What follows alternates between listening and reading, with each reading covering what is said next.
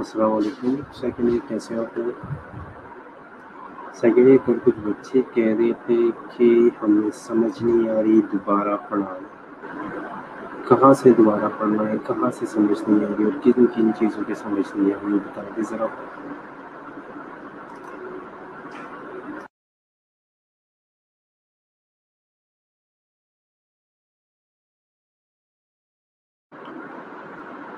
Lecture upload हो रहा है, ठीक है। जिन-जिन बच्चों को समझ नहीं आ रही थी कल, या जो बच्चे कह रहे थे कि समझ नहीं आई, हमें दोबारा पढ़ा दें, वो मुझे बता दें कहाँ से समझ नहीं आई आप लोगों को, किन-किन चीज़ों की समझ नहीं आई?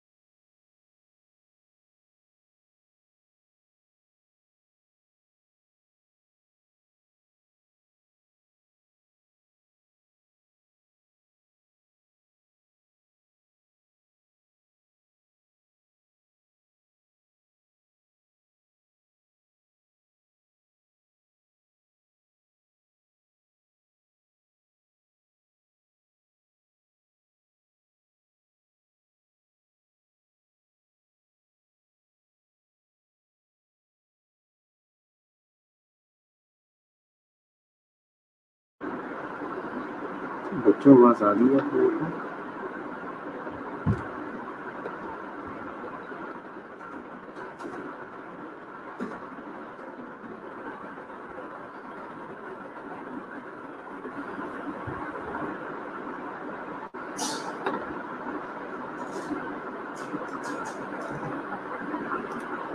मैं बार बार पूछ रहा हूँ कि जिन बच्चों को इश्यू का जिन जिन बच्चों को समझ नहीं आई वो पूछ ले कहाँ से समझ नहीं आई, किन किन चीज़ों की समझ नहीं आई, ताकि उन्हें दोबारा पढ़ा दें।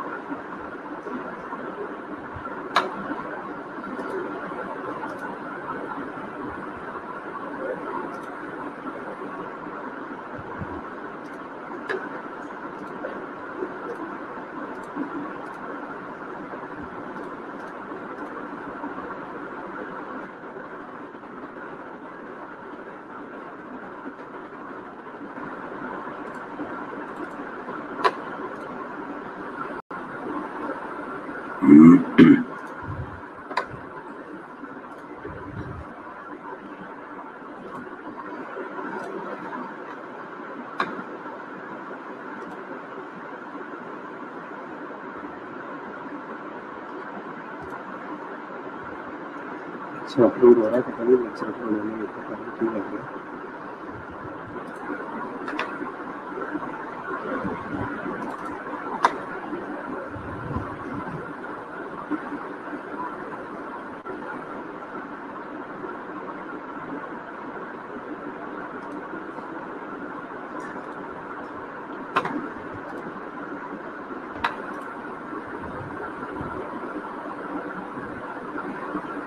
ओके ये समझ सकते हैं 6 लेक्चर हो जाएगा ये पढ़ते हैं।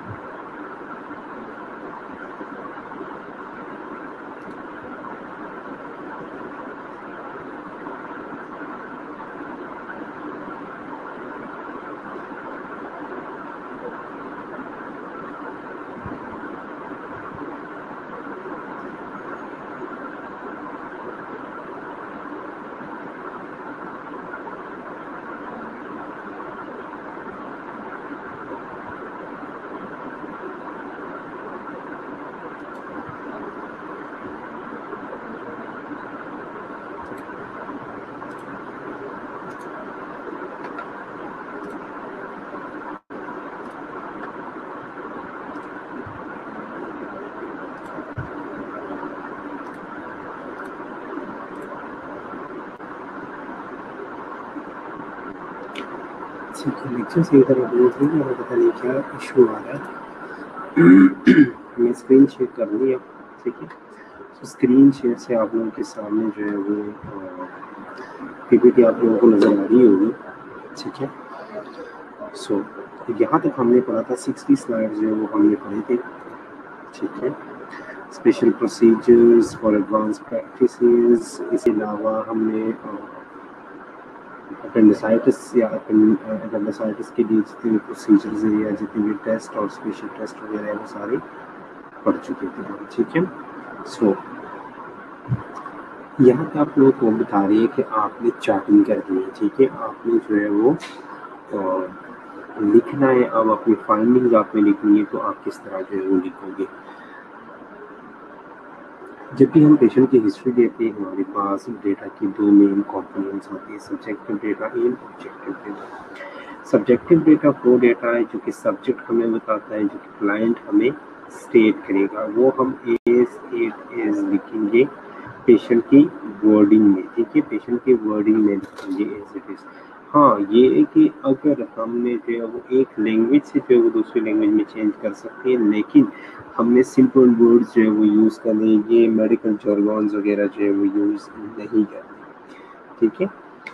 सब्जेक्टिव डेटा में आपने क्या लिखा? सब्जेक्टिव डेटा में फॉर एग्जांपल जिस तरह इन्होंने लिखा है कि भाई पेशेंट जो है उसका एपेटाइट बिल्कुल अच्छा था, बिल्कुल गुड था, ठीक है, कोई रिसेंट चेंजेस एपेटाइट में नहीं थी, कोई डिस्पेजिया नहीं है, कोई फूड इंटॉलरेंस, कोई पेन, कोई नोजिया, वॉमिटिंग वगैरह नहीं है, ठीक है। तो आपने सिंपल लिखना है। फॉर एग्जाम्पल आपके पास पेशेंट आया, आपने सिंपल लिखना है कि भाई पेशेंट जो है उसे भूख सही लग रही है, ठीक है, उसकी भूख में कोई रिसेंट चेंजेस नहीं आए, ठीक है, कोई खाने में कोई दुश्वारी वगैरह नहीं है, ठीक है, कोई खुराक ऐसा नहीं है जो कि वो बर्दाश्त नहीं कर सकता, जो कि जिस खुराक की वजह से जो है वो वॉमिट वगैरह करता है, ऐसा कुछ नहीं है, ठीक है, कोई दर्द वगैरह नहीं हो रही, ठीक है, बिल्कुल सही टाइम पे वो अपना खाना ले रहा है, नॉर्मली जो है वो अपना खाना खा रहा है, ठीक है, और कोई पुरानी हिस्ट्री नहीं है, पहले जो है वो कभी अब्डोमिनल प्रॉब्लम की वजह से नहीं आई या इस तरह, ये सारा कुछ एज इट इज़ जो है वो आपने लिख लेना है, ठीक है। उसके बाद हमारा आता है ऑब्जेक्टिव डेटा, जो कि वेरी इंपॉर्टेंट या मोस्ट इम्पॉर्टेंट है, जो कि हमारे ऑब्जर्वेशन के ऊपर जो है निर्भर है। ऑब्जेक्टिव डेटा को हम ओवर डेटा भी बोलते हैं, ऑब्जेक्टिव डेटा को ओवर डेटा भी बोलते हैं, और इस डेटा को हम ऑब्जर्व करके जो है वो निकालते हैं डिफरेंट टेस्ट यूज़ करके, अपने जो है वो 5 सेंसेस यूज़ करके, ठीक है, लेकिन हम इसको निकाल लेते हैं, ठीक है। ओके, सो ऑब्जेक्टिव के अंदर सबसे पहले क्या है, सबसे पहले इंस्पेक्शन। डोमेन जो है वो फ्लैट है, डोमेन जो है वो प्रोट्यूड है, ठीक है, ये सारी चीज़ें आप लिख सकते हो। सिमेट्रिक है, ठीक है, सिमेट्रिक नहीं है, ठीक है, मासेस है, मासेस नहीं है, ठीक है, वो सारी चीज़ें आप लिख लो। नेक्स्ट फिर क्या है कि ऑस्कल्टेशन। ऑस्कल्टेशन में डिफरेंट साउंड्स जो है वो ऑस्कल्टेशन के ज़रिए हम सुन लेते हैं, ठीक है। मैंने आप लोगों को बताया था कि एब्डोमिनल असेसमेंट में जो मेन कुछ साउंड्स है, जो कि बाउल साउंड है, ठीक है, जो कि ब्रीड्स वगैरह, ठीक है, वो सारी आंसर या सारी चीज़ें आप यहाँ पे देख सकती हो, ठीक है। इसके अलावा जो है वो परकशन। अब परकशन में जो है ये क्या है, परकशन में टिम्पेनी स्लाइड्स नज़र आ रहे हैं ना? ओके, ठीक है। अब परकशन में क्या है, percussion predominate in all 4 quadrant. सबसे ज़्यादा जो है वो टिम्पेनी आपको सुनाई देगा। Liver span is 8 centimetre in right mid clavicular line. मैंने आप लोगों को बताया था कि लीवर को जो है वो हम कहाँ कहाँ पे मैयर करते हैं, कहाँ कहाँ पे हम लीवर का साइज देखते हैं, मिड क्लेविकुलर लाइन पे देखते हैं, स्टर्नल लाइन पे देखते हैं, ठीक है। वहाँ पे हम क्या करते हैं, वहाँ पे हम लीवर का साइज देखेंगे, ठीक है। स्प्लीन के ऊपर डलने साउंड आता है, ठीक है, जो कि 10 इंटरकॉस्टल स्पेस के अंदर जो है वो मौजूद है लेफ्ट साइड पे, ठीक है, मिड एक्सिलरी लाइन के ऊपर, ठीक है। ये हमारे पास लाइन्स है, ठीक है, हमारे पास जो है ये वो लाइन्स है जिससे हम बॉडी को जो है वो डिफ्रेंशिएट द बॉडी पार्ट्स की एग्जैक्ट लोकेशन का पता लगा सकते हैं, ठीक है। एक्सिलरी के हिसाब से अगर देखा जाए तो इंटीरियर एक्सिलरी लाइन, ठीक है, या मिड एक्सिलरी लाइन या पोस्टीरियर एक्सिलरी लाइन, ठीक है, या इसके अलावा अगर हम देखें तो ये प्लेन्स है असल में बॉडी की, ठीक है। इसके अलावा क्लेविकल के हिसाब से mid clavicular line, mid sternal line, ठीक है, ये सारी वो प्लेन्स है जिससे हम डिसाइड करते हैं कि किस ऑर्गन की राइट पोजीशन जो है ये कौन सी है, ठीक है। इसके अलावा जो है ये पल्पेशन है, पल्पेशन में जो है हम एब्डोमेन में लिखेंगे कि एब्डोमेन सॉफ्ट है, एब्डोमेन हार्ड है, ठीक है, कोई ऑर्गन में गैली नहीं है, कोई ऑर्गन अगर में गैली है, फॉर एग्जांपल अगर जो है वो स्प्लीनो में गैली है वगैरह, वो सारी चीज़ें जो है, या हेपेटो में गैली है, तो वो सारी चीज़ें जो है वो हम इसमें मेंशन कर लेंगे, ठीक है। मासेस है, मासेस नहीं है, ठीक है। या इसके अलावा अब इंस्पेक्शन में भी हमने पूछ तो लिया, ठीक है, इंस्पेक्शन में भी सॉरी हमने जो है वो देख लिया, हमने विजिबल चीज़ों को देखा, लेकिन पल्पेशन में भी हम फिर मासेस देखते हैं, वो हम टच करके जो है फिर देख लेते हैं, ठीक है। अगर मासेस है तो हम लिख लेंगे कि मासेस है, अगर टेंडरनेस वगैरह है तो हम लिख लेंगे, ठीक है। ओके, असेसमेंट में हमने क्या लिखा कि भाई हेल्दी एब्डोमेन है, ठीक है, हमने असेस कर लिया, एब्डोमेन बिल्कुल हेल्दी है, और साथ में जो है वो बाउल साउंड जो है वो प्रेजेंट है, ठीक है। नॉर्मल बाउल साउंड जो है वो कितने होते हैं?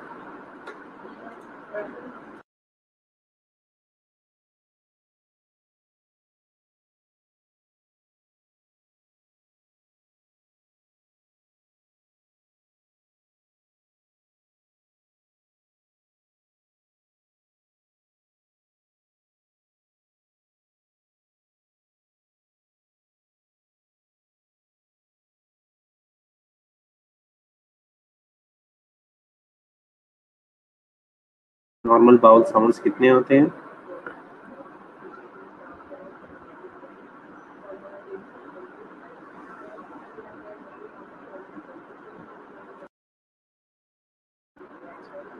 फाइव टू 35 पर मिनट होती है, ठीक है, okay. So next, abnormal finding या एब्डोमिनल डिस्टिंक्शन, ठीक है। अगर आपको अच्छा, एब्नॉर्मल फाइंडिंग की अगर हम बात करें, एब्डोमिनल फाइंडिंग में सबसे पहले अगर हम देख लें कि एब्डोमिनल डिस्टेंशन हुआ है, ठीक है, एब्डोमिन जो है वो डिस्टेंट है, ठीक है। तो डिस्टेंट एब्डोमिन के पॉसिबल कौन कौन सी कॉजेस हो सकती है? डिस्टेंट एब्डोमिन की पॉसिबल कौन कौन सी कॉजेस हो सकती है, ठीक है।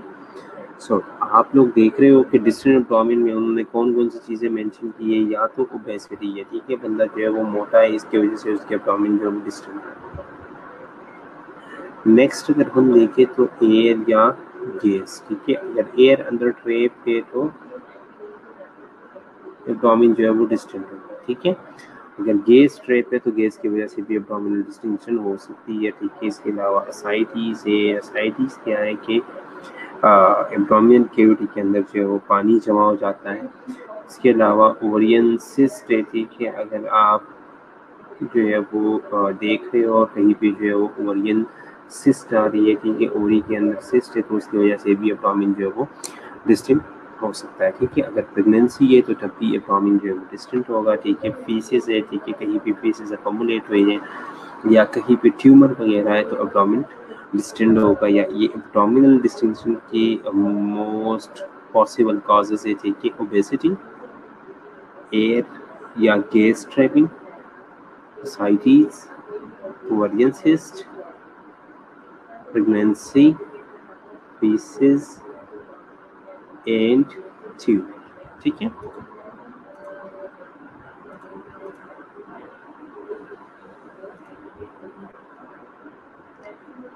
ओके, सो एबनॉर्मल फाइंडिंग या एबनॉर्मेलिटीज ऑन इंस्पेक्शन, अगर आप इंस्पेक्ट कर रहे हो, ठीक है, और इंस्पेक्शन पे आपको कौन कौन सी एबनॉर्मेलिटीज जो है वो मिल सकती है या कौन कौन सी एबनॉर्मेलिटीज जो है वो आपको नजर आ सकती है, ठीक है। तो अगर आप इंस्पेक्शन के जरिए एबनॉर्मेलिटीज देखते हो तो मोस्ट जो विजिबल एबनॉर्मेलिटीज है, अम्बिलिकल हर्निया, एपिगेस्ट्रिक हर्निया या इंसीजनल हर्निया, जितनी भी हर्नियाज है, ठीक है, वो आपको इंस्पेक्शन में ही नजर आ जाएगी और इंस्पेक्शन पे आप उसे नोट डाउन करके राइट डाउन कर लो, ठीक है। What is hernia? हर्निया क्या है?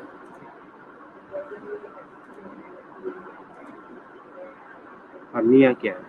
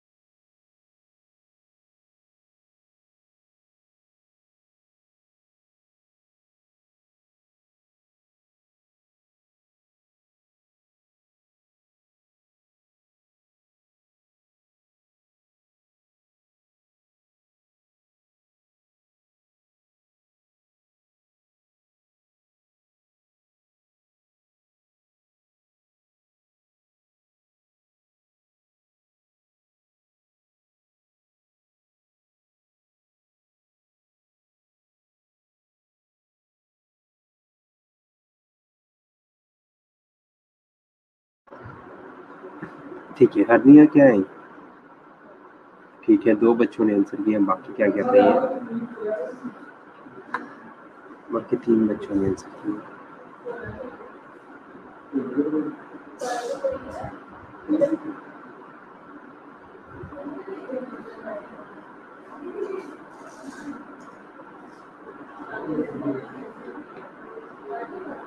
हर्निया क्या है? सब बच्चों से मेरा क्वेश्चन है, हर्निया क्या है?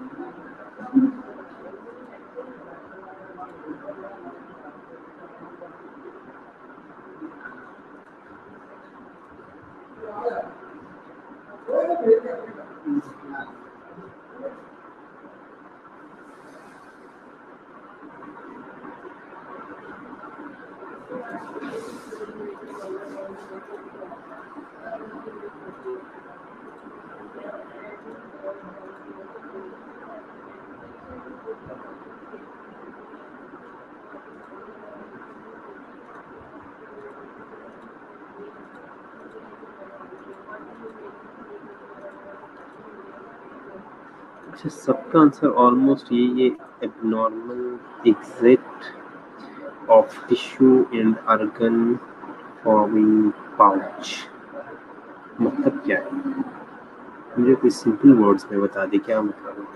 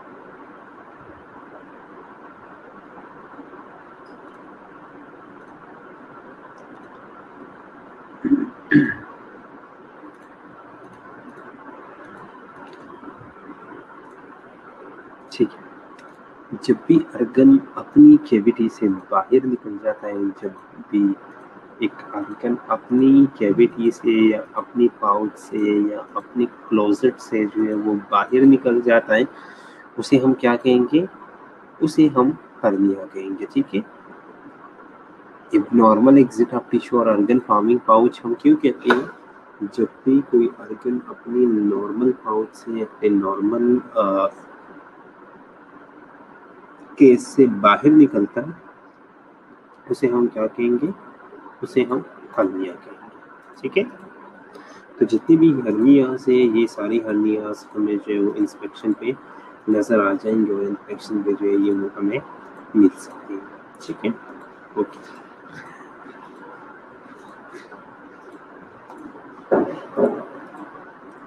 नेक्स्ट आती है अस्कल्टेशन की तरफ। अब अस्कल्टेशन में आपको अस्कल्टेशन के ऊपर जो है वो एबनॉर्मल फाइंडिंग्स है, एबनॉर्मल कौन कौन सी चीज़ें जो है वो नज़र आ सकती है या आप सुन सकते हो, क्योंकि अस्कल्टेशन में क्या है, हम सुनते हैं ना, तो अस्कल्टेशन पे आप एबनॉर्मल कौन कौन सी ऐसी चीज़ें जो कि एबनॉर्मल है और आप उसे सुन सकते हो, डिटेक्ट कर सकते हो।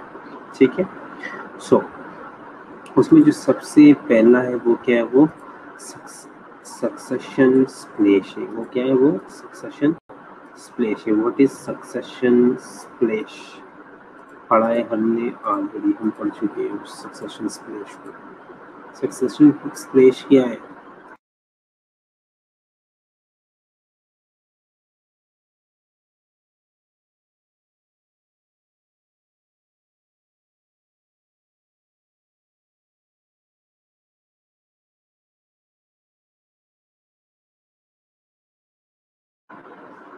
सो अब नॉर्मल बाउल साउंड्स अगर हम देखें तो सक्सेशन स्प्लैश, ठीक है। What is succession splash? पढ़ा है हमने ऑलरेडी डिस्कस हो चुका है।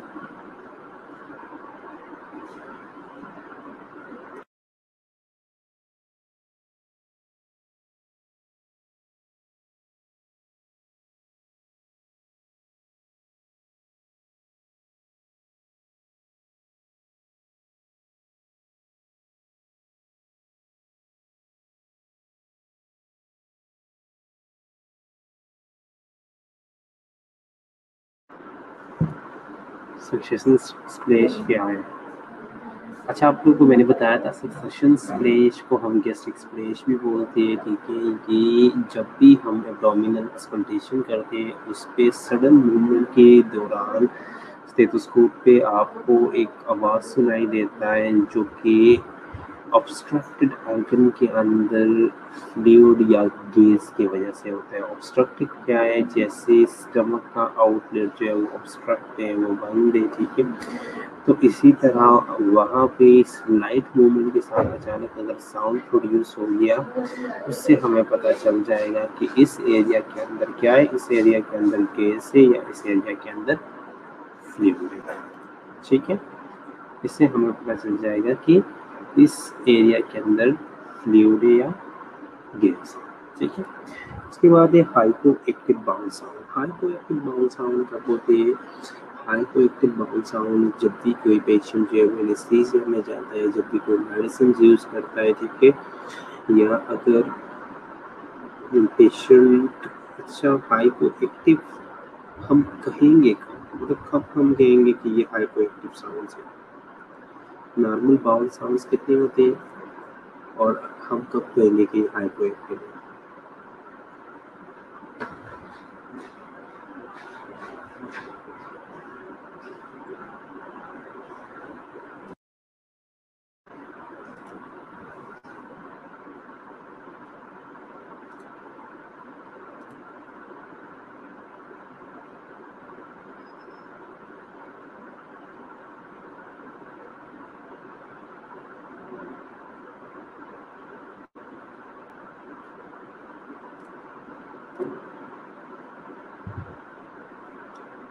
हाइपो एक्टिव साउंड्स हम किसे कहेंगे? साउंड्स बाउल साउंड्स कितनी कम हो जाए तो हम उसे हाइपो एक्टिव कहेंगे और कितनी ज़्यादा हो जाए तो हम हाइपर एक्टिव कहेंगे?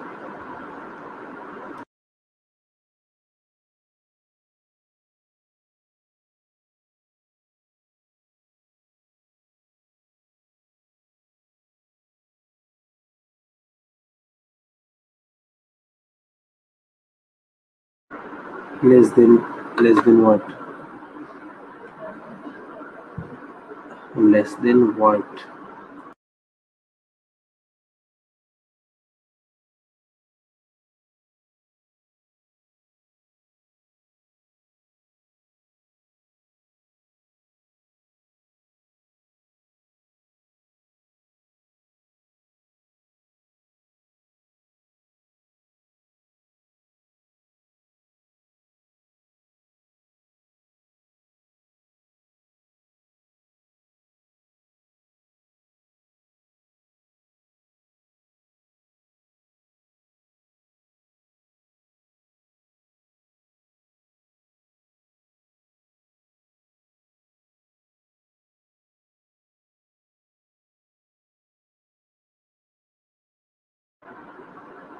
ठीक है, आप लोग बिल्कुल ठीक कह रहे हो। हाइपर एक्टिव जो है वो 4 और लेस देन 4 है, ठीक है। और हाइपर एक्टिव जो है वो अगर 35 से ज़्यादा हो जाए तो हाइपर एक्टिव बाउल साउंड्स है, ठीक है। उसके बाद हम अगर पल्पेशन करते हैं तो पल्पेशन के दौरान या पल्पेशन के ऊपर हमें इनलार्ज ऑर्गन जो है वो मिल सकते हैं, एब्नॉर्मेलिटीज़ जो है वो मिल सकती है, ठीक है। जिसमें सबसे मेजर एब्नॉर्मेलिटी या सबसे विजिबल एब्नॉर्मेलिटी जो है वो हेपेटोमेगाली है, जिसको हम इनलार्ज लीवर भी बोलते हैं, ठीक है, या इनलार्ज लीवर को हेपेटोमेगाली भी बोलते हैं।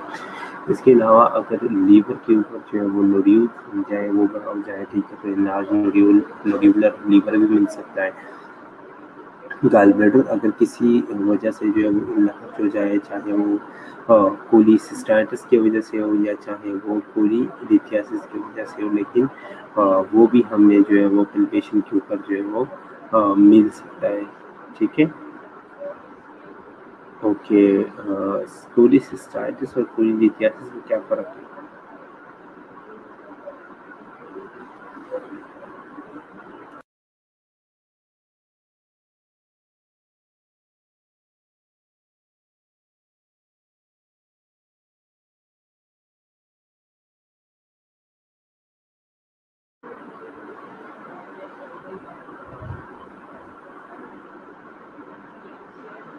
कोलिसिस्टाइटिस और कोलिलिथियासिस में क्या फ़र्क है?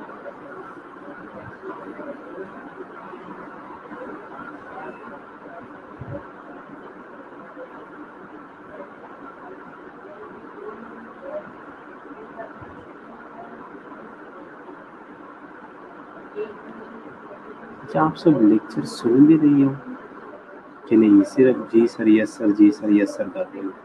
क्योंकि मुझे नहीं लगता कि आप लोग लेक्चर सुन रहे हो। 3-4 बच्चे ऐसे हैं जो कि उनका रिस्पॉन्स जो है वो वैलिड है। बाकी सबने साइड पे मोबाइल्स रखे हैं, उनको म्यूट पे लगाया है, ठीक है? और बस सिर्फ थोड़ी देर बाद जो है वो जी सर, यस सर करके मोबाइल फिर साइड पे रख लेते हैं, ठीक है? Okay. Inflammation of gallbladder is cholecystitis, stored in gallbladder is cholelithiasis, ठीक है, वेरी गुड। इसके अलावा अगर स्प्लीन जो है वो इनलार्ज हो जाए, स्प्लीनोमेगाली हो जाए तो हमें वो पेल्पेशन के ऊपर जो है वो मिलेगा, ठीक है। इसके अलावा अगर किडनी जो है वो इनलार्ज हो जाए पॉलीनेफ्राइटिस की वजह से, पॉलीसिस्टिक किडनी अगर हो जाए, ठीक है, एओर्टिक एनेरिज्म अगर हो जाए, ये सारी चीज़ें जो है वो पेल्पेशन के ऊपर हम डिटेक्ट कर सकते हैं, ठीक है।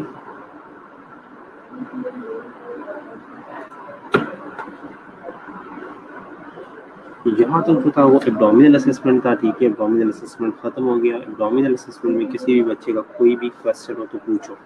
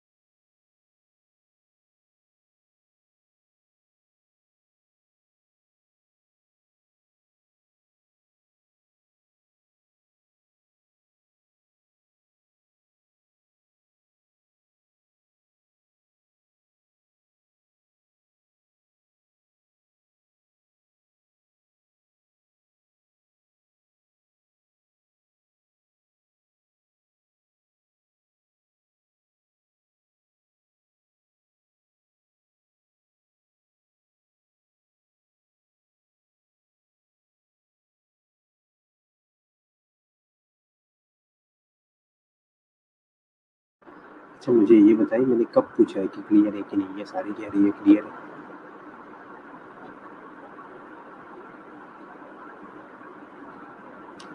आप लोगों में से 3 से 4 बच्चे ऐसे, 3-4 बच्चे ऐसे जो कि लेक्चर सुन रहे होते हैं, बाकी सब जो है वो मोबाइल्स पास रख के, मोबाइल साइड पे रख के जो है वो सिर्फ ये कर रही है, सर, नो सर, ओके जी, ये बस।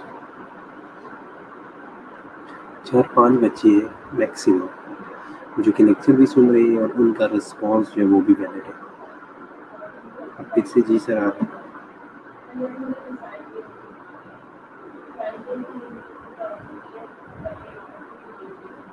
मैं यही कह रहा हूँ, कुछ बच्चे वो मुझे बताए कि कौन कौन है।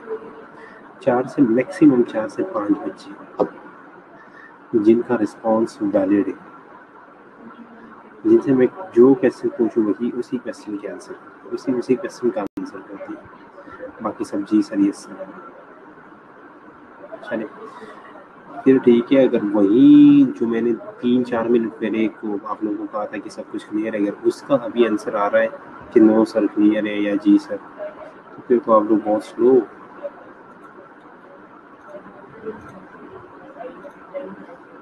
चलो ठीक है। Okay, examination of innocent victim. This information is sometimes included with the abdominal assessment and with the time with assessment of the male and female genitalia. ठीक है, जब भी हम एनस और रेक्टम की एग्जामिनेशन करते हैं, ये एग्जामिनेशन या तो हम एब्डोमिनल असेसमेंट के साथ जो है वो मिला लेते हैं, ठीक है, और या हम इसे मेल या फीमेल जेनेटिलिया के असेसमेंट के साथ जो है ये मिला देते हैं, ठीक है। कभी कभार हम रिप्रोडक्टिव असेसमेंट के साथ इन्हें असेस कर लेते हैं और कभी कभार हम इन्हें जो है वो एब्डोमिनल असेसमेंट के साथ जो है वो असेस कर लेते हैं। इनकी जनरल प्रिंसिपल है, inner canal is the final segment of digestive system. ये आपको पता होना चाहिए कि इनर कैनाल जो है ये डाइजेस्टिव सिस्टम का फाइनल एंड सेगमेंट है, ठीक है। आप लोगों को पता होना चाहिए कि एनल कैनाल जो है ये डाइजेस्टिव सिस्टम का फाइनल एंड सेगमेंट है, ठीक है। It measure from 2.5 to 4 centimetre long, ठीक है। इसका जो साइज है वो 2.5 सेंटीमीटर से लेकर 4 सेंटीमीटर तक है। It is lined with skin that contain no hair or sebaceous gland but does contain many somatic sensory nerve, making it very sensitive to touch, ठीक है।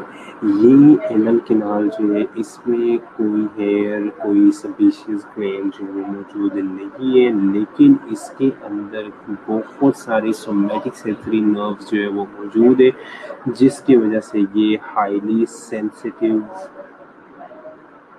कनाल है, जिसकी वजह से ये हाईली सेंसिटिव सेगमेंट है, ठीक है।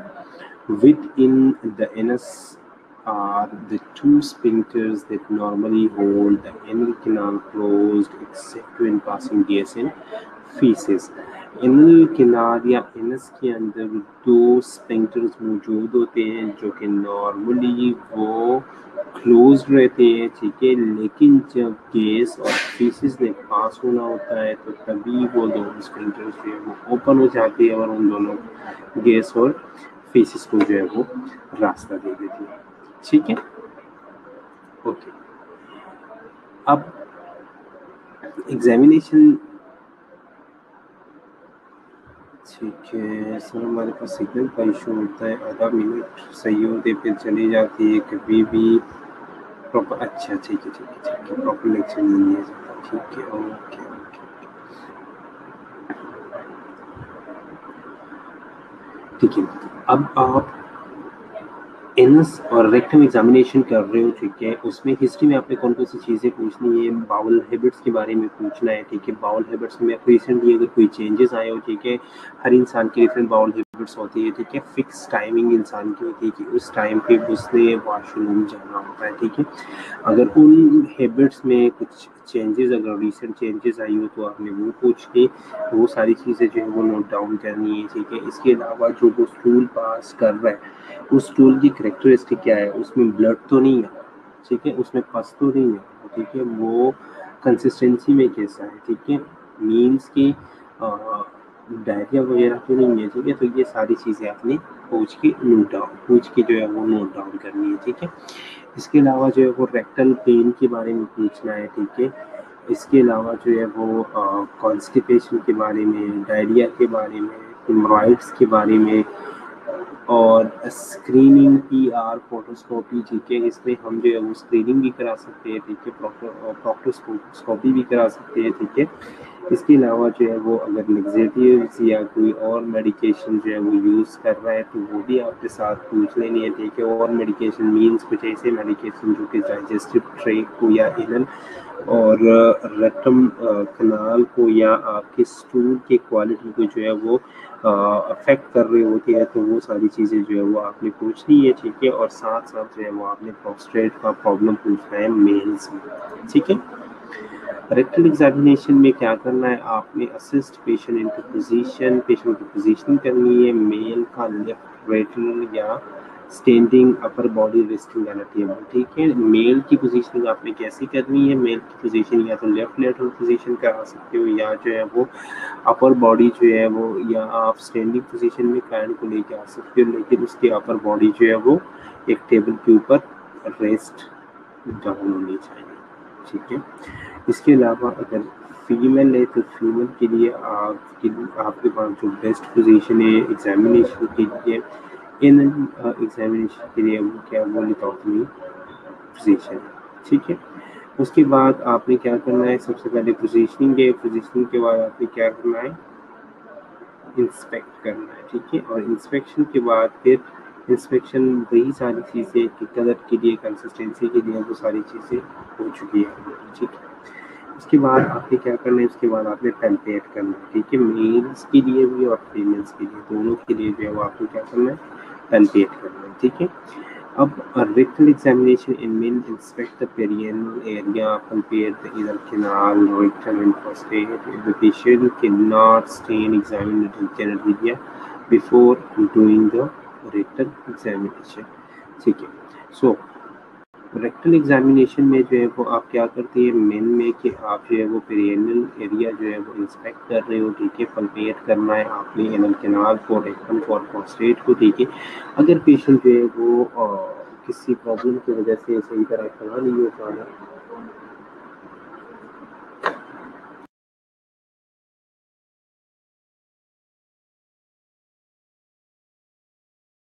पेशेंट जो है वो सही तरह किसी प्रॉब्लम की वजह से खड़ा नहीं हो पा रहा, ठीक है। तो आपने क्या करना है, आपने जेनेटेरिया जो है वो पहले एग्जामिन करनी है रेक्टल एग्जामिनेशन से पहले, ठीक है।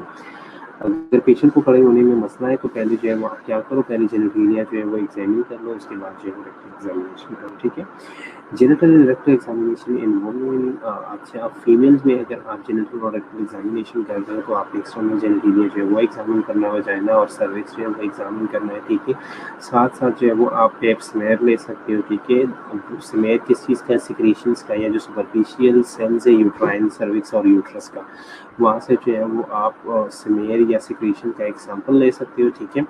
Examine with a microscope to detect any abnormal cell, आप जो है उसे एग्जामिन कर सकते हो माइक्रोस्कोप के साथ, और उसमें अगर कोई एब्नॉर्मलिटी है तो वो आप डिटेक्ट कर सकते हो, ठीक है। इसके अलावा जो है वो यूट्रस को आप जो है वो यूट्रस को और ओवरीज को जो है वो आप कंप्लीट कर सकते हो, ठीक है।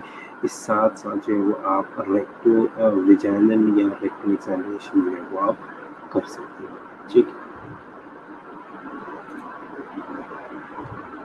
यहाँ तो काफ़ी है, आगे जो है वो फिर प्रॉपर एग्जामिनेशन जो है वो स्टेप बाय स्टेप स्टार्ट हो रही है, ठीक है। यहाँ तक अगर किसी बच्चे का कोई क्वेश्चन है तो ड्रॉप कर लो, और मैं तब तक आप लोगों की अटेंडेंस मार्क करने लगा हूँ। हर बच्चा एक दफ़ा जो है वो अपनी अटेंडेंस मार्क करेंगे, बार बार मार्क करने से जो है वो कोई फ़ायदा नहीं है, ठीक है।